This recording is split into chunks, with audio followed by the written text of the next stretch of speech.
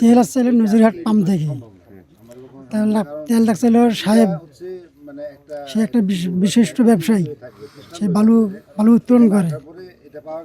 আমার বাসা রাখছে, আমি কৃষি, আমি কাজ করি খাই, আমি কিন্তু ওনার পয়েন্টে কাজ করি খাই।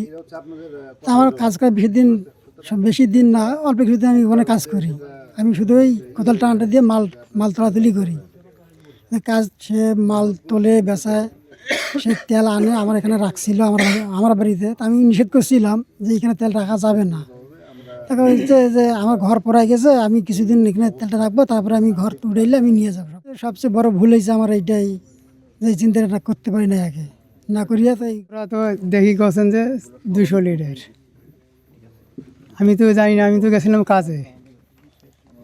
কাজ থেকে আসি দেখি তেলের জারখান মনে করো সদস্য তো মনে করো বাড়িতে মনে করো মহিলা আছে, তাই দেখতে আমি বললাম যে জারখানগুলি এখানে, কত ওরা থুয়ে গেল, কত কালকে সকালে হারা নিয়ে যাবো। শাওন ভ্যানালা থুয়েছে, শাওনের কিন্তু মাল, আর ভ্যানালা ওটা রাখি গেছে, সব ভ্যানালা কই। এখন মনে করো যোগাযোগ কীভাবে আমি করো, আমার তো মোবাইল নেই, আমি তো কাজ থেকে আসি ঘুমিয়ে আসি, এখন তোরা মনে করো যে ডাকাইতেছে।